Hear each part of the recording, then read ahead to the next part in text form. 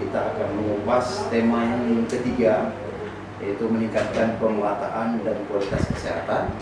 Di sini juga nanti kita akan bicara juga tentang bagaimana menjaga kesehatan masyarakat, khususnya pemuda dan olahraga.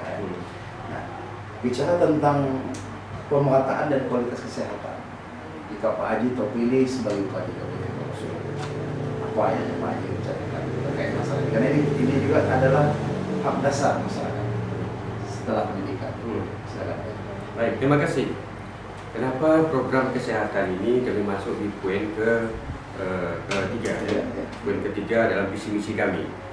Karena ini juga merupakan suatu kekuatan bagi kita untuk membangun, karena untuk kita membangun masyarakat Kapuas Hulu tentunya harus sehat jiwa dan raga. Saya tidak berbicara tentang jiwa. Jiwa tadi sudah masuk pada poin yang pertama. Dengan kita beragama berarti jiwa kita sehat, Pak. Ya, sehat dalam jiwa kita. Tetapi bila kita berbicara tentang fisik, makanya kita harus membangun beberapa sektor yang berkaitan dengan kesehatan. Sekarang Pak, ya, rumah sakit alhamdulillah oleh pemerintah kita, oleh bupati kita yang terdahulu sampai kepada pos tubuh sudah dibangun sampai ke desa. Hanya saja persoalannya kembali kepada tenaga medis. Kenapa? Banyak tenaga medis ditempatkan pada tempat tertentu, mereka tidak betah di sana. Alasannya apa? Hasil kami komunikasi dengan masyarakat setempat, ya. Pertama, orang yang ditempatkan pada posisi menempati postur tertentu tenaga medisnya karena bukan orang asal sana. Itu pertama. Yang kedua, ya, alasannya mohon maaf, tidak mau saya ceritakan, ya, karena di situ di luar daripada komunitas yang bersangkutan pegawai. Artinya, kalau orang Dayak yang komunitas itu semua orang Melayu, dia mau barangkali mau ke gereja, bagaimana? Setiap minggu mau ke gereja, di situ komunitasnya tidak ada orang Muslim, tidak ada orang Dayak, tidak ada orang Kristiani. Nah, sebaliknya juga sama, ya.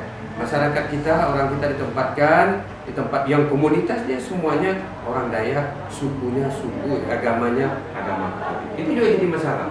Nah, walaupun dalam kita, ya, untuk menjadi pegawai itu ada sumpah janji, ya, siap ditempatkan dimanapun, kan begitu Pak, ya, di mana seluruh Indonesia itu sebenarnya. Tetapi kita sebagai orang yang bisa yang memanage ini, dinas tertentu itu harus bijak untuk menempatkannya, ya Pak, ya. Kenapa? Salah satu poin menurut saya hasil analisa kami itu tenaga medis terutama postur dan sebagainya, selain daripada fasilitas lain itu banyak jadi kita, ya, itu jadi kita. Insya Allah ini akan kita tata nanti, akan kita tata.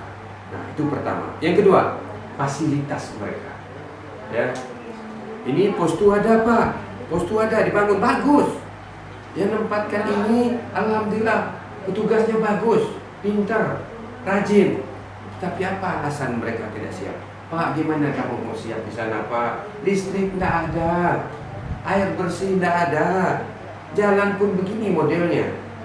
Bagaimana kamu petugas sana? Kami mau kunjung, diundang, dipanggil, ada yang sakit dan sebagainya, jalan gelap gulita. Oleh karena itu, jika kami terpilih nanti, kami berharap, sebab yang nama fasilitas untuk kesehatan bukan hanya kita menyiapkan posturnya, bukan hanya menyiapkan orangnya, tetapi penunjangnya juga harus kita tata sedemikian rupa supaya orang betah. Contoh lagi, dari sini Kapuas Hulu ini Pak, kita ada rumah sakit sekarang ini. Yang sering dipertanyakan, Pak, kami ini rumah sakit. Rumah sakit kita ini bagus, megah. Tetapi tenaga medisnya, dokter spesialisnya nggak ada.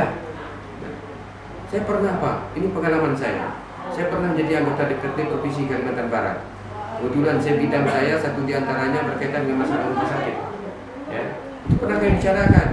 Dari semulanya kelas rumah sakit Kapuas Hulu ini dari kelas C, kita tingkatkan ke kelas B, kemudian kita tingkatkan kelas A, sekarang berarti kelas B. Pernah, alasannya udah oke, kelas rumah sakit tidak ada naik, Pak, ya. Tetapi dokternya mana? Tidak ada dokter spesialis. Kita minta, datang dokter spesialis untuk Simbau. Begitu datang 2 bulan hilang. nggak datang-datang lagi. Kenapa? Alasannya, Pak, bagaimana kami mau di sana, Pak? Rumah dokter nggak ada, fasilitas terbatas, ya. Ini persoalan. Oleh karena itu, tentunya segala hal-hal yang seperti ini kita jangan lebih dulu menyalahkan tenaga medisnya, jangan lebih dulu menyalahkan dokternya. Harus kita introspeksi diri kita sebagai bupati. Apa yang pernah kita berikan kepada mereka supaya mereka lebih betah di tempat kita.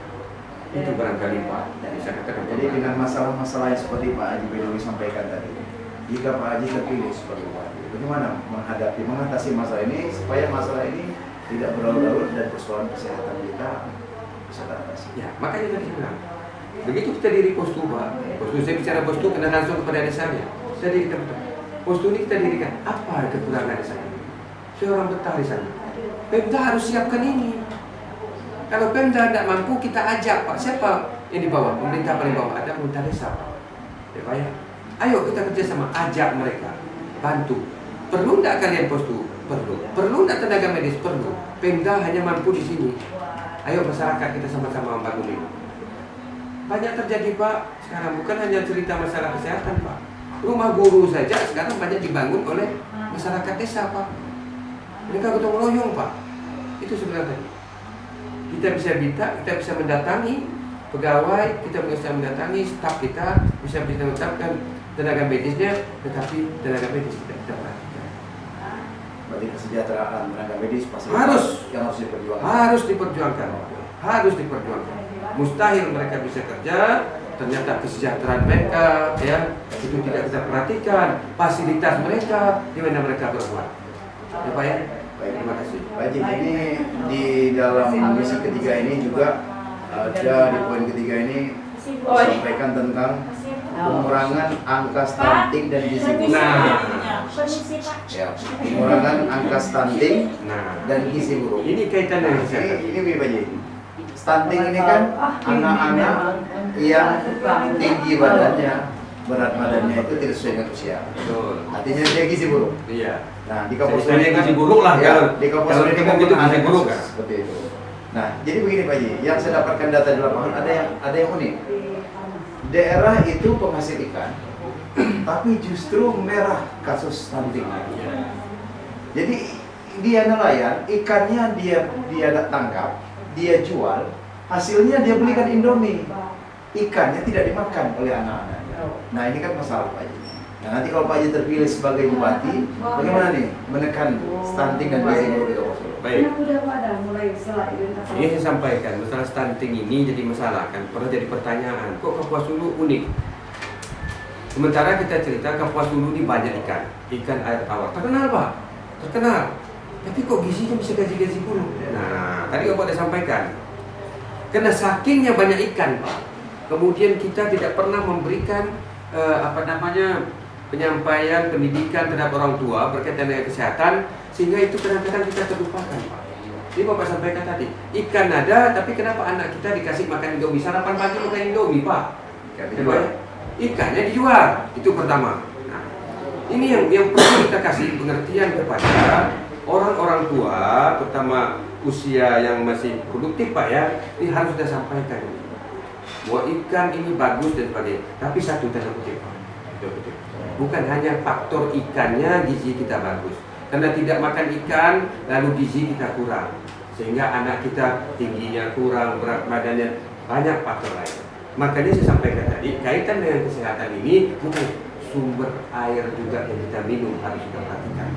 Nah, ini jadi masalah Pak, jadi masalah.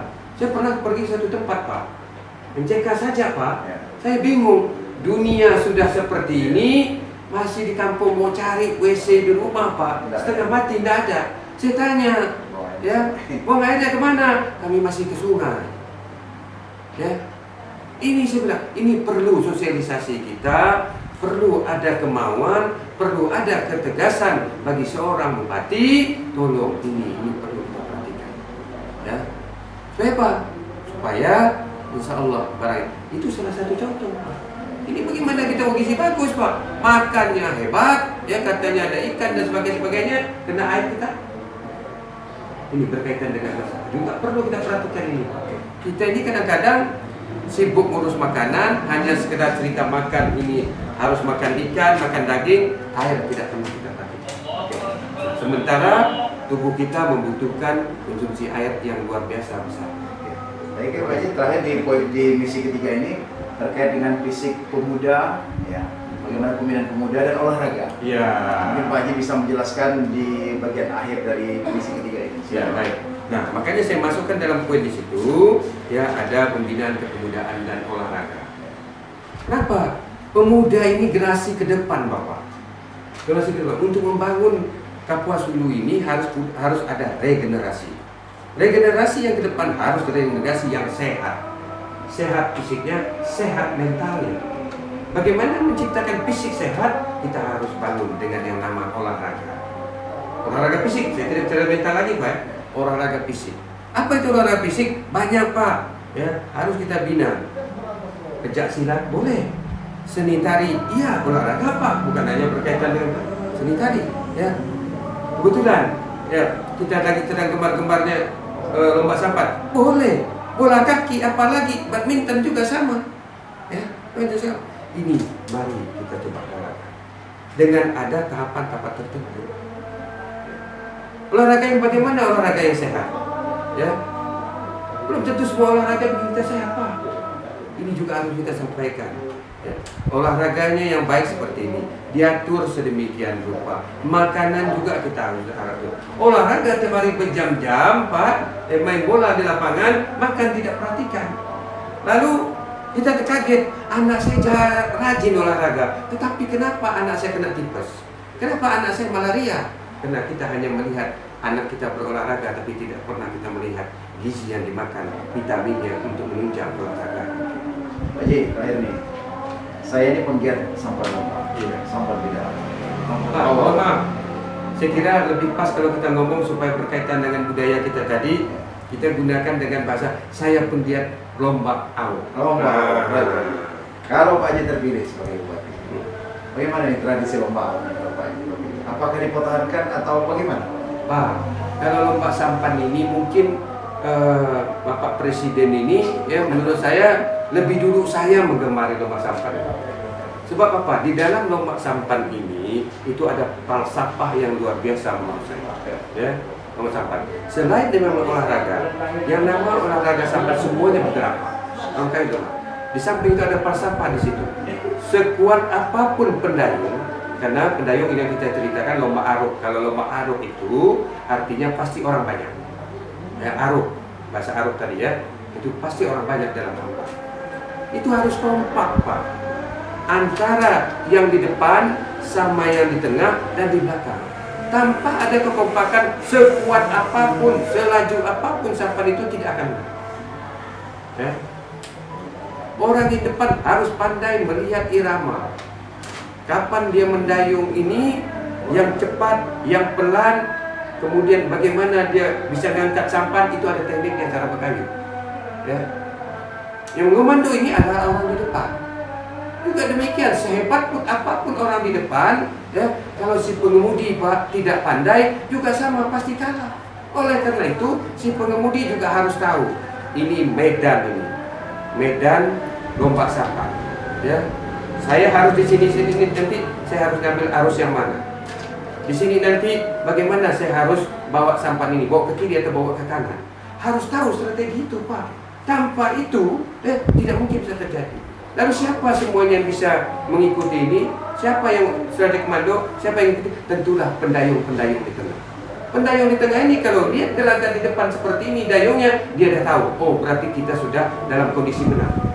Begitu juga kalau dalam fisika, dia sedikit saja dia ngangkat air di luar, orang depan itu, kayu, oh dia dah tahu, ini kita harus cara berkayu seperti ini. Yang kemudian juga ada tahu kalau ada kode seperti ini, dia juga harus pandai. Oh, kalau begini, ini harus saya luruskan ini sampah. Ini begitu juga ada filsafah di dalamnya. Kalau cerita budaya berkaitan dengan lomba aruk, saya menggemari selain daripada itu olahraga, ada falsafah di situ. Bagi seorang pemimpin harus belajar dengan falsafah orang lomba sampan. Jadi kalau Pak Haji terpilih sebagai bupati nanti akan rutin di lomba awalnya. Insya Allah. Tapi bukan satu-satunya lomba sampan, Pak. Iya. Saya juga penggemar bola kaki, Pak. Bola kaki juga. Yang bola kaki saya lama, Pak, jadi pengurus PSSI provinsi 2 periode saya, pencak silat saya 2 periode, Pak, ya. Kemudian bulu tangkis saya juga 2 periode, Pak, ya. Jadi saya bukan hanya menggambari lomba sampan, bola juga saya suka, ya, Pak, ya, pencak silat saya juga suka, Pak, ya, dan juga termasuk bulu tangkis. Jadi artinya kenapa saya sampaikan ini? Kalau tadi kebetulan saya menceritakan tentang lomba sampan, karena pertanyaan bagaimana nanti tentang lomba sampan, insya Allah bukan itu satu-satunya, dan alhamdulillah mudah-mudahan kita ke depan olahraga kita tetap berkibar di bumi kekuasaan. Makin berprestasi anak-anak muda. Terima kasih. Oke, baik, kita beri dulu.